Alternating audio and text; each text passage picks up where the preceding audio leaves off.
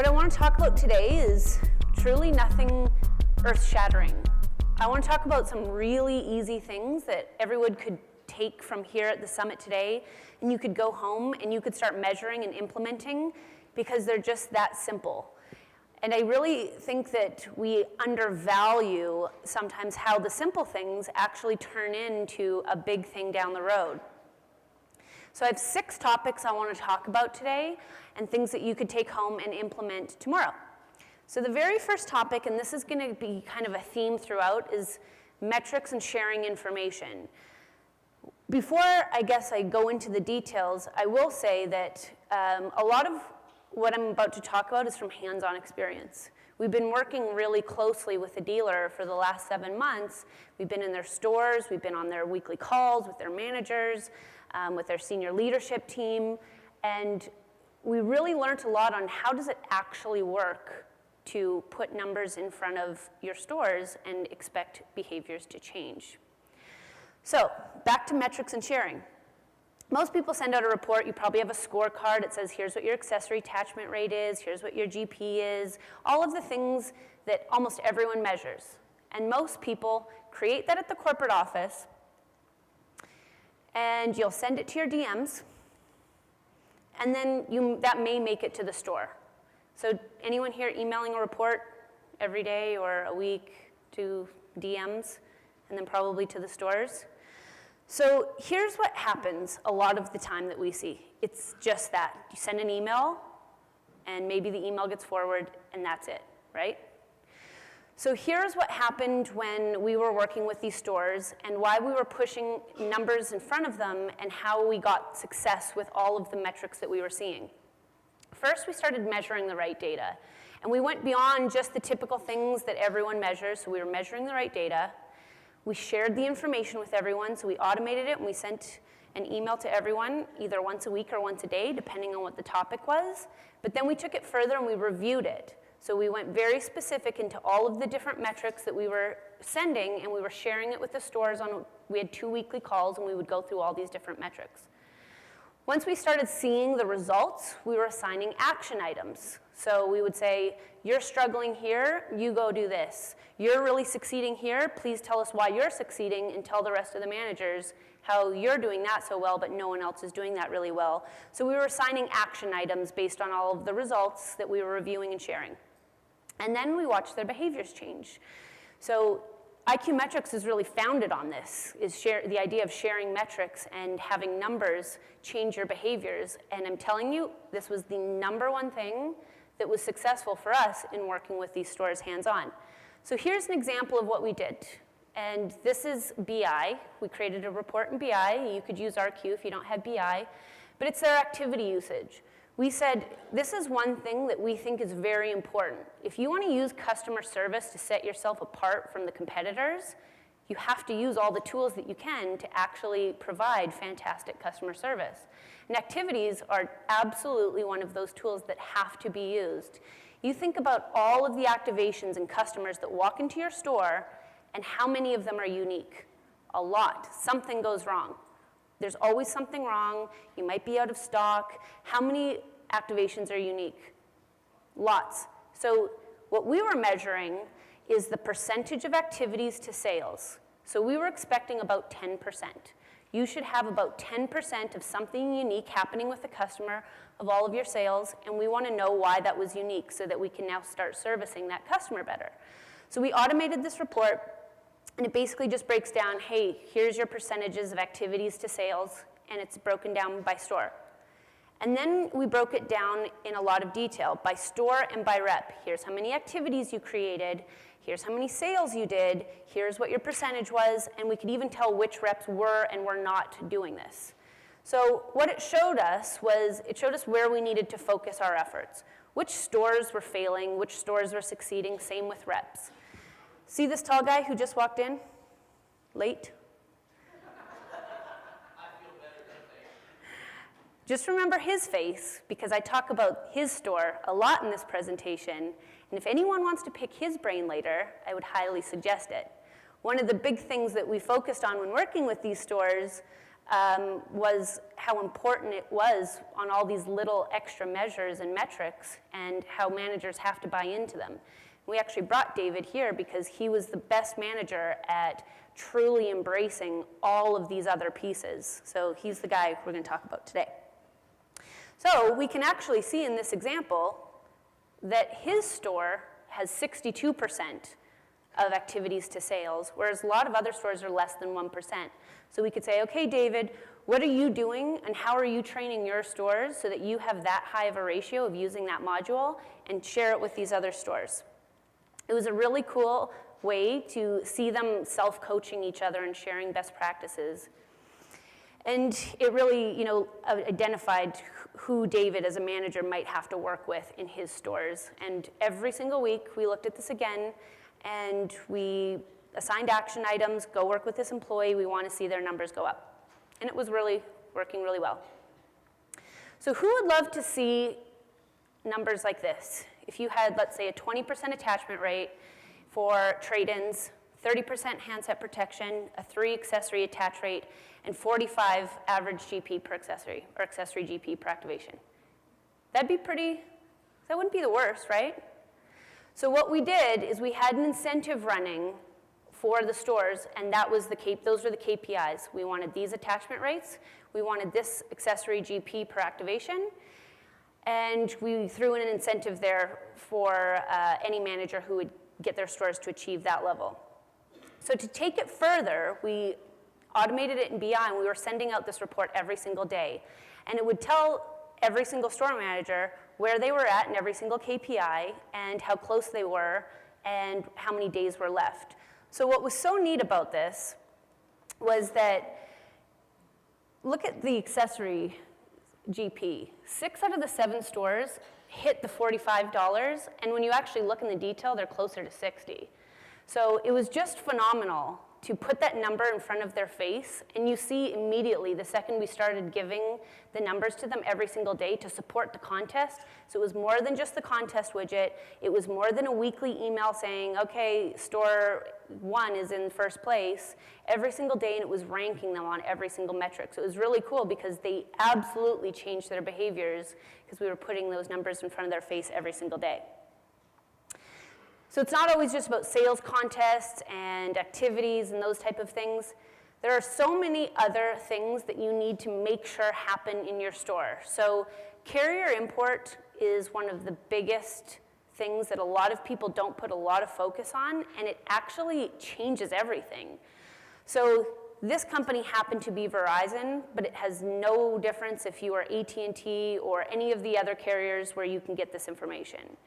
So we started measuring and putting a lot of pressure on them to import the activation. Not just sometimes, not just, hey, it'd be great, or this will save you a few steps. You have to import it. This is a must-do. And look at our numbers. So it immediately, you can see when we kicked in May, we said, hey, it's really easy, just do this. And then we actually saw it go down, and we asked the stores why, because we were looking at the metric, and we were actually making decisions on it. Why are you guys importing fewer activations than before? And as a whole, they were saying, we actually don't really know how to, so we didn't put much focus on. So we hosted a 30-minute training, and look at how our numbers spiked. And they were all consistently importing this 100% of the time. So this is one metric that we focused on in our weekly report, and we called out the stores. David, why aren't you importing your Eros contracts? And someone else would say, well, I am, and here's how I do it. And it was really neat, and it was very successful. And now they import all of their contracts. And now they have a way cleaner customer base, and their reconciliation is more accurate because you're guaranteed the right phone number, and you're guaranteed the right features, and you're guaranteed the right first name and the right last name. So all of that manual work and all of those hours that you spend reconciling because of bad data being put in, that was the biggest benefit. So it saved time.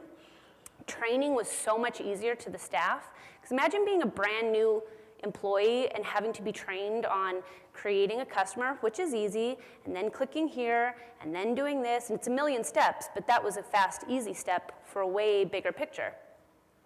So one way you can get this information in RQ4 is to use the PAW exceptions report. If you're a carrier, provide something you can import, we can set up reason codes. Why did you not do an import? So every time you go through the phone activation wizard, it will ask you, why are you doing this manually and you're not importing something? So once you start doing that, that's the report you can use to measure it. So just as a guess, which month do you think that we kicked in all the other stores for using the Eros import? Pretty self-explanatory. We showed them in August, and it's been rising ever since.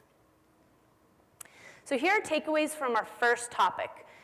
Have to share the data, and way more than just sending an email. You've got to automate it, you've got to get it in front of their faces every single day, every single week, but you have to review it, and you have to review more than just the things that are assumed and typical that you do today.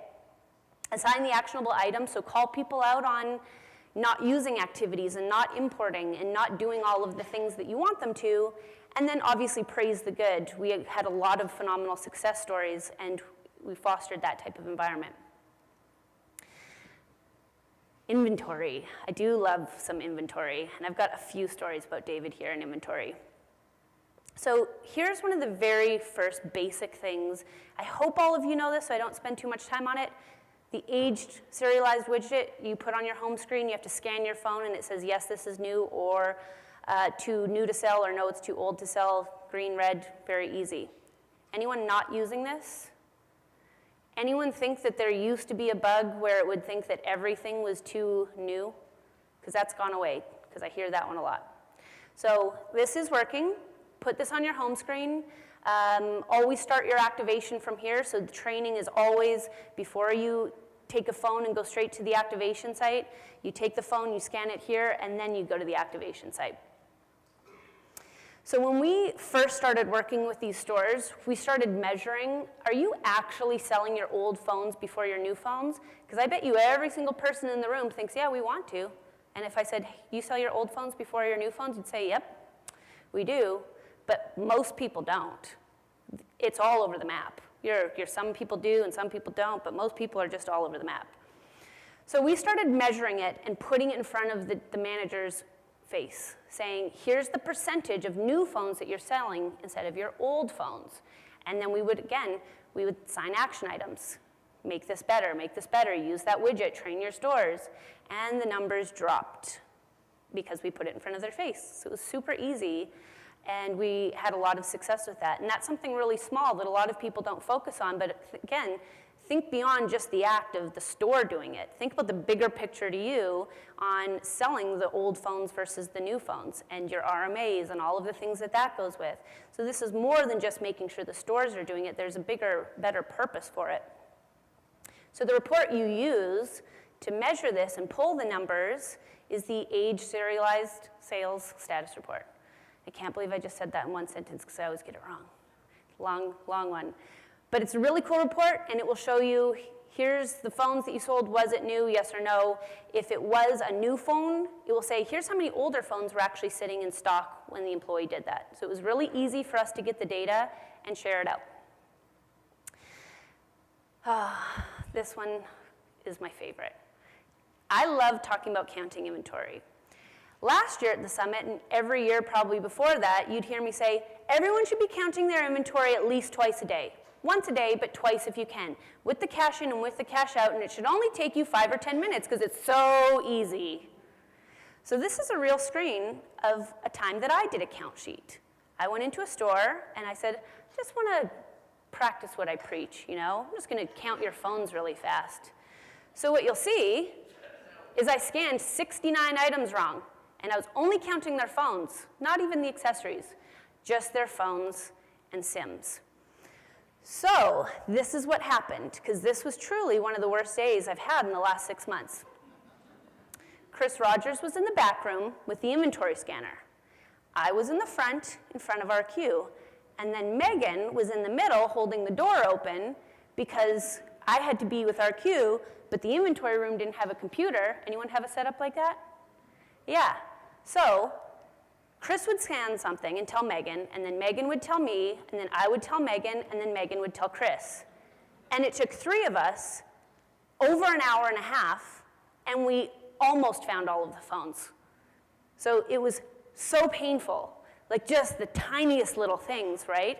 You scan something, it doesn't make a noise, so staring at it, Chris scans all the phones, and then it turns out it actually wasn't counting anything, but then we didn't know where it stopped, so then we had to start over, and just on and on and on and on and on. And it was way harder than I thought. So we made some changes and thought, I know that David knows how to count his inventory because he's there and he's figured out all the tiny nuances, and they trained us they were laughing and they said, no, you scan the iPhone from the side so that you don't have to try to get one of the 98 barcodes that's on the back, you know. But I didn't know those tips and tricks, and neither do your new staff, right? They don't come in knowing that. So I was no different than any new person you're gonna hire and say, go count your phones twice a day. It should only take you 5 or 10 minutes. It's not going to take them 5 or 10 minutes. So here was some of my favorite things I have seen to make that process easier. Be organized. A clean inventory room makes it so much better. This is actually specifically what I want to talk about what David did.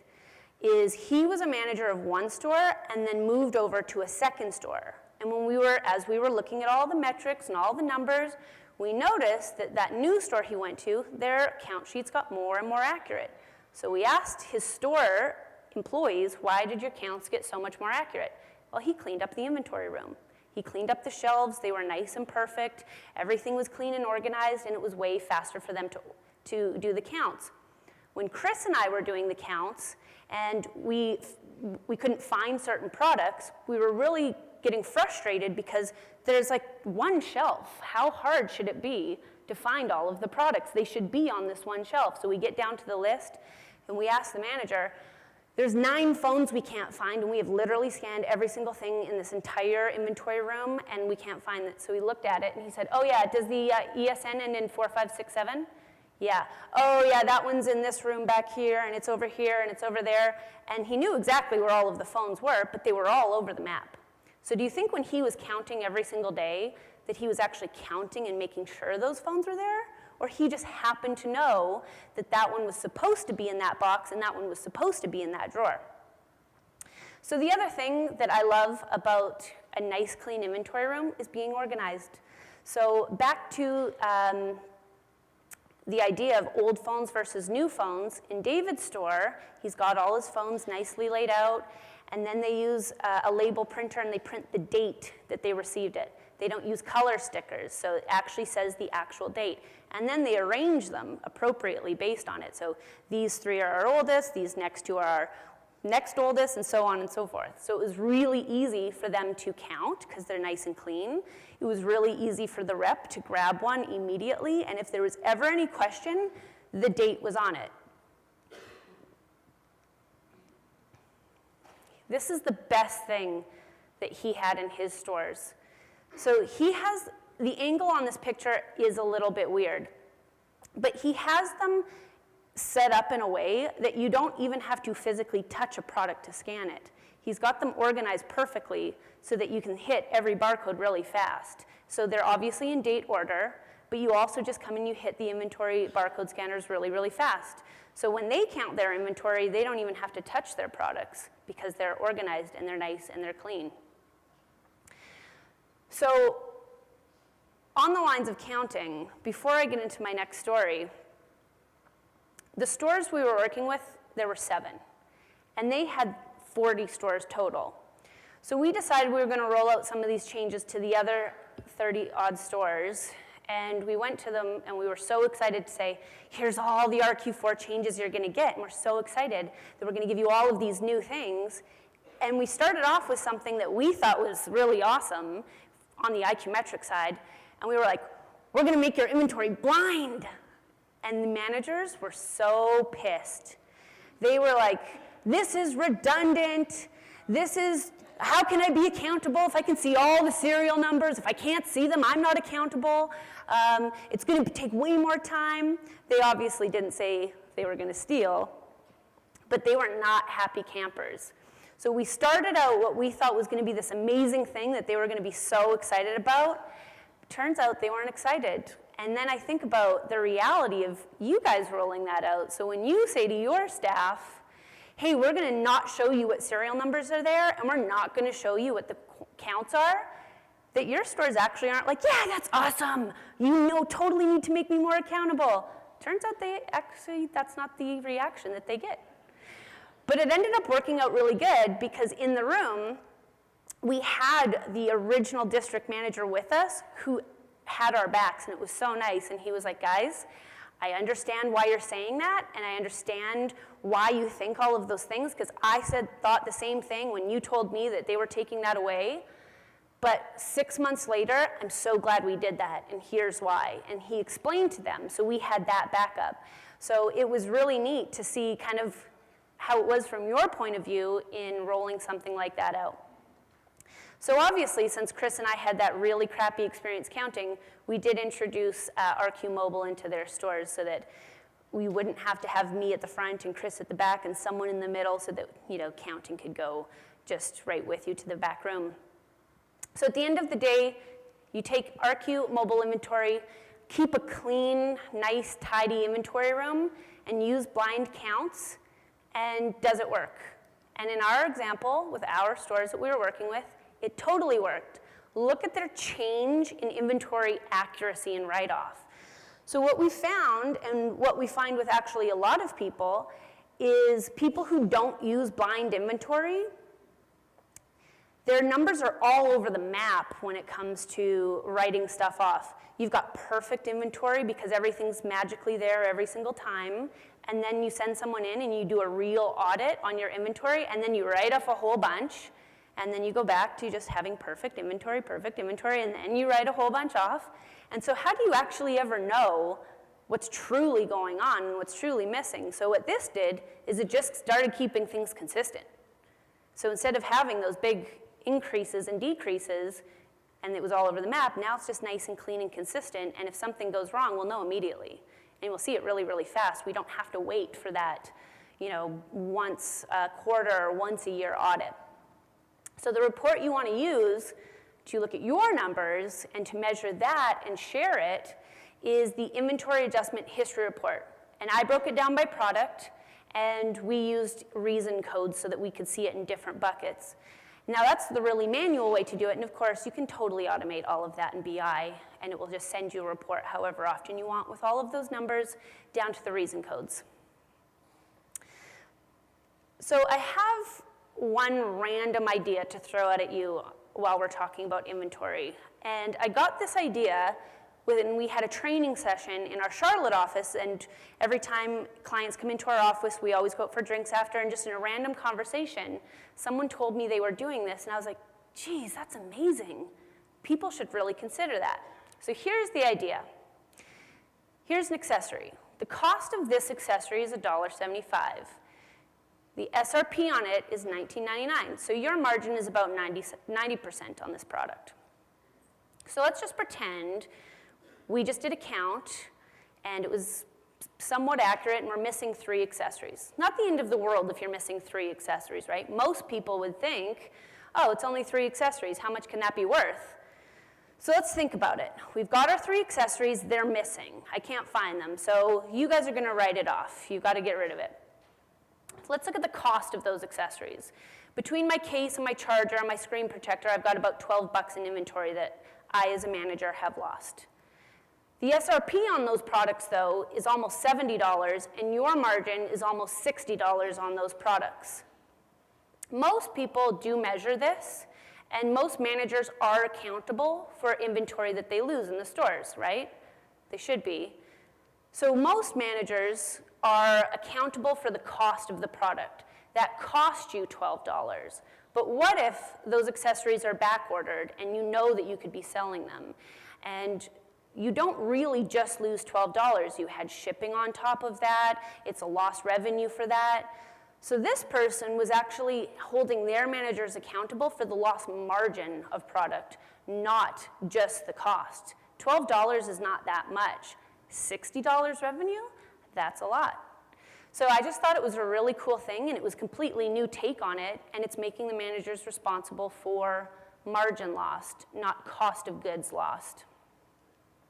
So here's some takeaways from our inventory chat. Obviously, sell old phones first. tidy room, organize your shelves, blind inventory count, and we want to make sure that or consider the margin over cost. Guess what? I love emails, and everyone knows that, and I cannot go one summit without talking about emails. It's way too good. So what's awesome about emails is we talked about it last year, we talked about it the year before, push you guys to collect email addresses, and as a whole, collectively, you're actually a huge increase on quantity. So just summit attendees have emailed over 100,000 emails compared to last summit. So that's a pretty significant increase. Unfortunately, only 2% of the emails, or sorry, 2% of the invoices that you all are tendering are being emailed, and that's just summit attendees. So as a group, we're actually quite bad at collecting email addresses and actually sending the emails. So this is something so simple that we could set up, and it doesn't matter about carrier restrictions just yet, because we can still email the customer their invoice. And then I'm going to get to the carrier restrictions in a second. So the setup to using this module is so easy. All you have to do is set up a server, and then on the employee's profile, you just have to set up their email address and set up their email settings. So our help files will walk you through step by step exactly how this works. Then we want to make sure that email address is mandatory. So we've got customer fields that can be mandatory. Email should be one.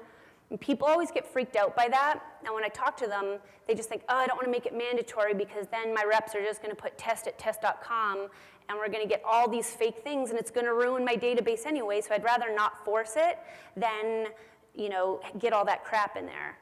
But email is an exception to the mandatory word. There is a declined button, so you don't have to, but it really, really, really wants them to, and it just changes their behaviors by having that setting.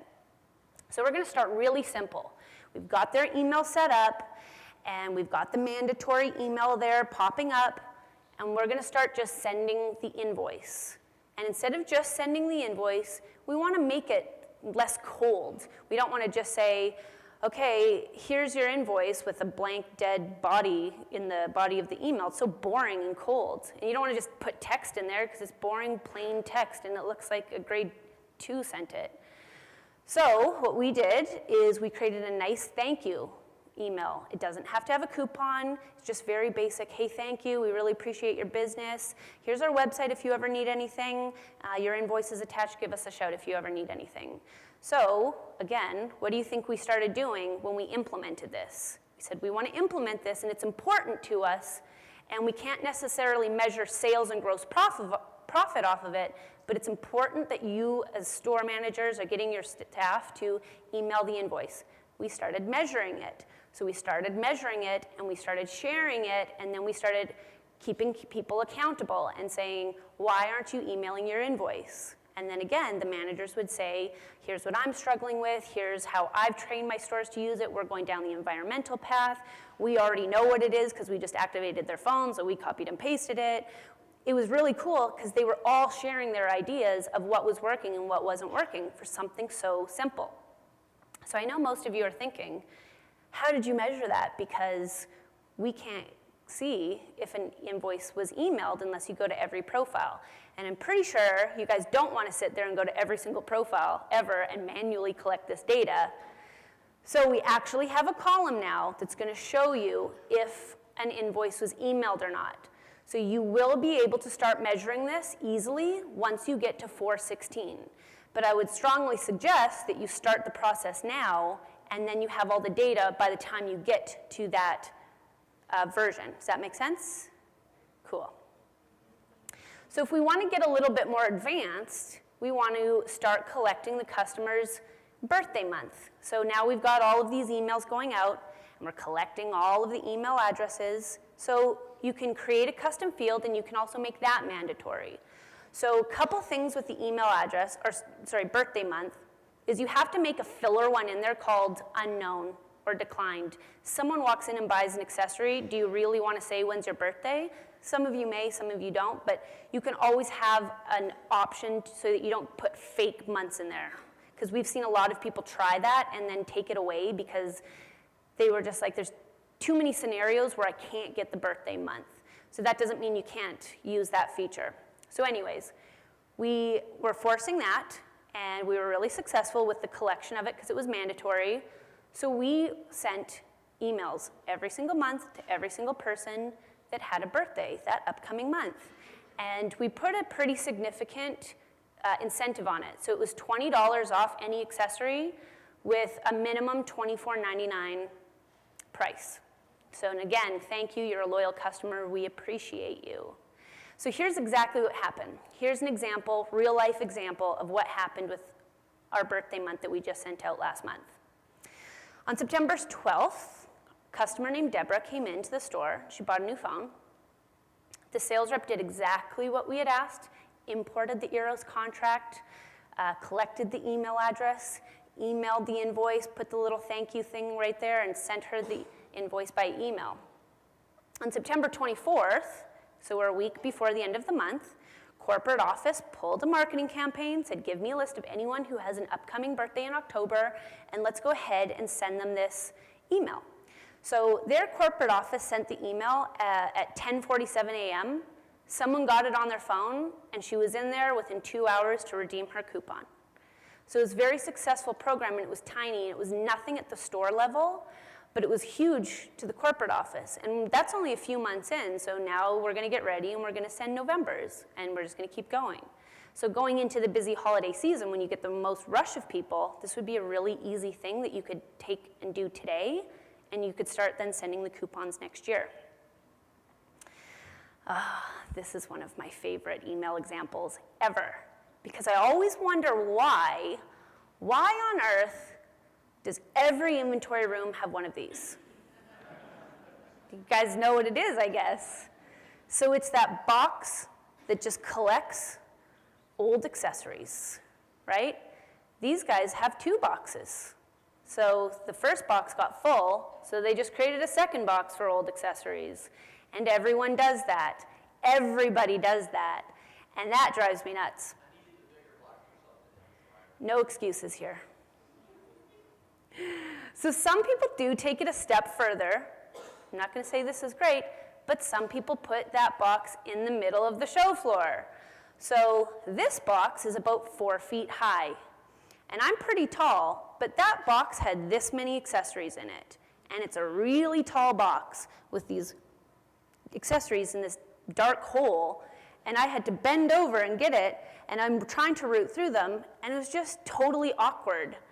And the accessories in there were so old that I was thinking, is anyone actually ever buy these? So I asked the rep, and I love asking reps this, because I see this in all sorts of stores. Do people actually ever buy those accessories? No, never. And so the box just sits there looking like a cardboard box. And this one even is upside down. So a really good solution to that would be much better than a cardboard box of old accessories that no one's going to buy, that's awkward to root through, that actually doesn't look super nice in a store, is to use our marketing module. And we can say, hey, we have all these old accessories for this phone. Why don't we try to talk to every person that we know that owns that phone and get something for them? So we could send out an email saying, hey, we know that the iPhone 4 is kind of getting old because we've got new iPhone 5. So instead of letting all those iPhone 4 accessories go into either cardboard box, whichever one you happen to use, why don't we try to sell them to everyone who has an iPhone 4? So I know that this can get sticky when it comes to certain carriers. Certain carriers say, you cannot email our customer. That customer bought the phone from your store, but that is a Sprint customer, or that is an AT&T customer, and you cannot email them. So something that you can do is not market to customers who bought the phone, but have previously bought an accessory for that type of phone. So think about an iPhone. Most people who buy an iPhone buy an accessory that goes with it.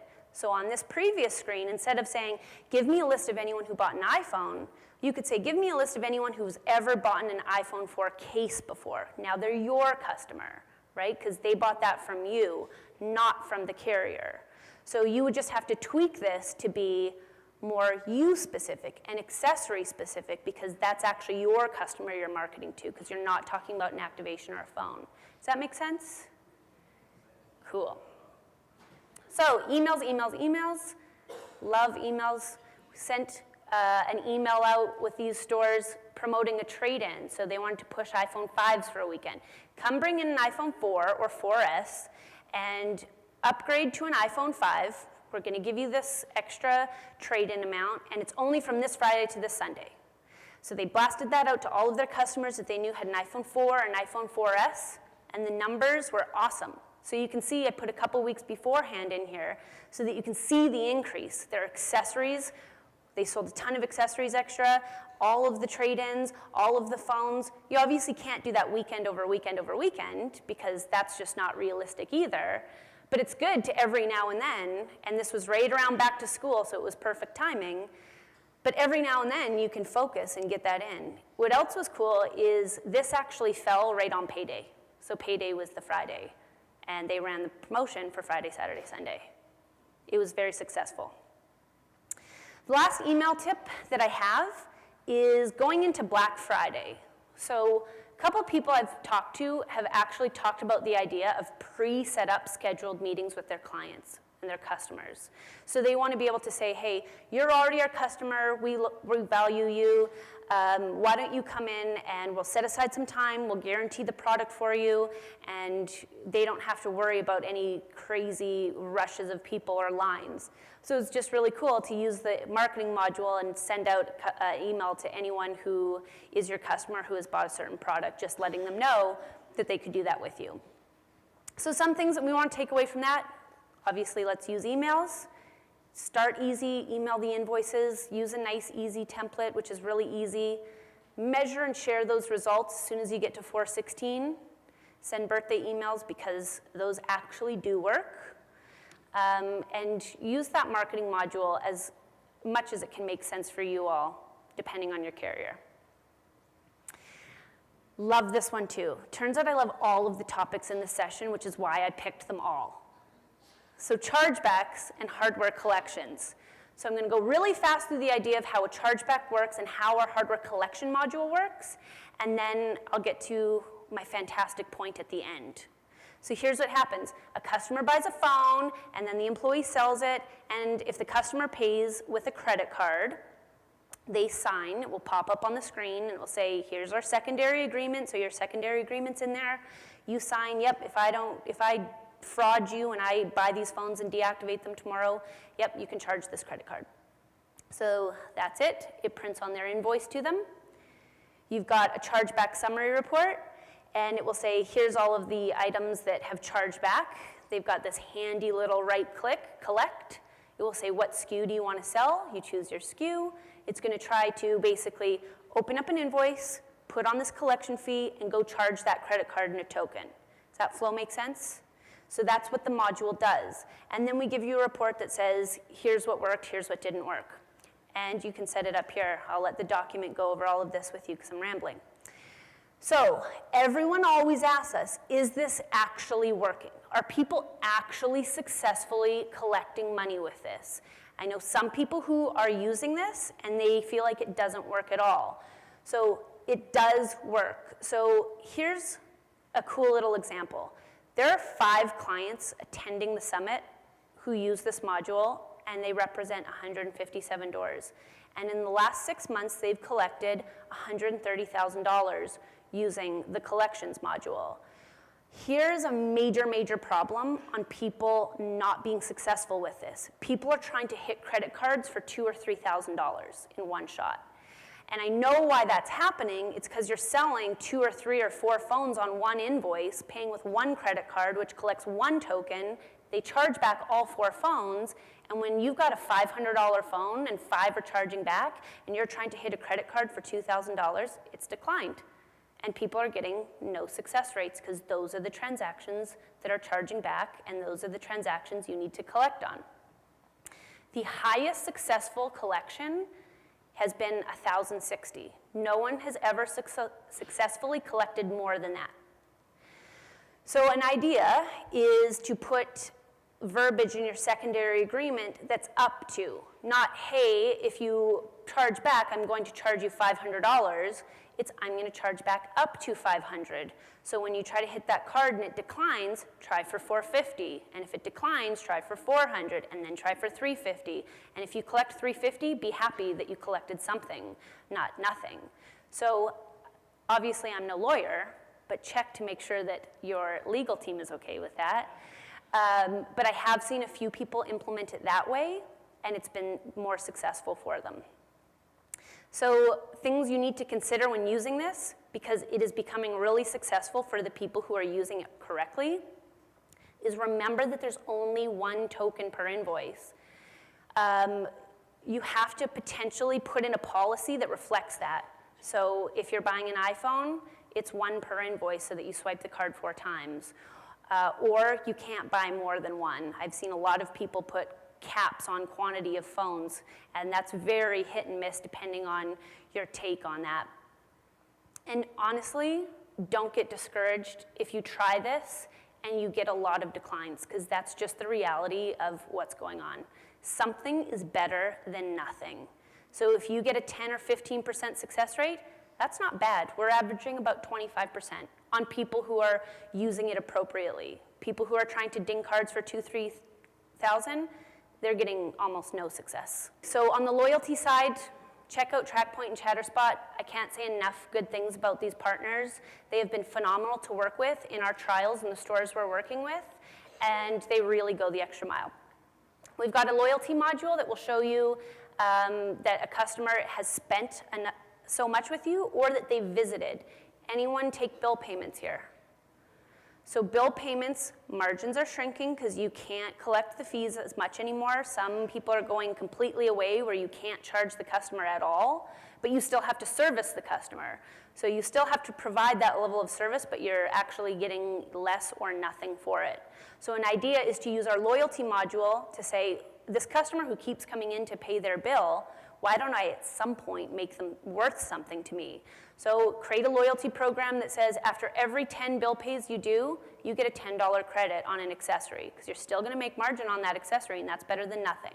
So do it off of points or value. Here's the last topic I'm going to talk about today, and it's gross profit per hour. So when you start with the basics, gross profit per hour only works if you're using the punch clock. And most of you are using the punch clock, so I'm not going to go into any detail, but you have to force the punch clock. The report you're going to use to look at this, if you're not using BI, is the clocked hourly analysis report.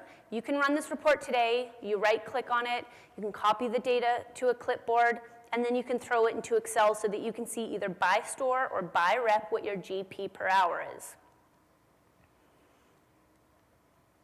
So again, back to what I started with, share these results. This is one of the biggest things we focused on with the stores that we were working with. We said, here's your GP per hour on per location and per employee, and we shared it and we reviewed it. So we broke it down, like I said, by employee, and we started seeing where we needed to sign the action. Some people would have an average GP per hour of 60, 80 plus bucks, and then some people would be at like $15. Like there was such a discrepancy in gross profit per hour. So one of the best things and my favorite stories about that was on this call. So we had all of the managers on the call, and Nick Palazzo was working with the managers, and he said, okay, we're going to focus on GP per hour this week. So I want every single manager to pick one employee who has bad GP per hour, work with them, and then let's talk about them next week and see where we got to. So fast forward to that following week, Nick said, okay, so who picked an employee and worked with them on GP per hour? And guess how many did? None. Because we just said, hey, go do this general idea, and no one did it. So Nick was pissed. And Nick said, fine, you do that employee, that one, and he assigned out every single person an employee to focus on. He said, and we're going to look at their GP per hour next week, and we're just going to call you out if that didn't improve. So now you have an assigned action item. Fast forward to the week after that. 5 out of the 6 managers doubled the GP per hour with the rep that they were working with. And again, it went back to that coaching. How did you do that? One person focused on handset protection, one person focused on accessories. And they all had a different way of doing it, and they shared, and it was amazing. So the results were very good. Again, we started measuring, assigning action, and our GP per hour numbers went up and up and up. And it was a really cool thing to see. So our takeaways from today's session in general, we have to share our successes. So every single time you have those weekly calls, don't always pick on the person who's not doing something. Always acknowledge the people who are doing something good and ask them why they're doing something good and have them share it. That was truly, I say everything's the best thing and my favorite thing, but that was really, truly the most powerful thing I think that those store managers did was sharing. Obviously share the ideas, ask people for advice, and when you do things and you share the numbers and you assign actionable items and you put focus on things that don't effectively, truly correlate to sales and gross profit, behaviors will change and your bigger picture will get better and cleaner and more accurate. Thank you guys so much.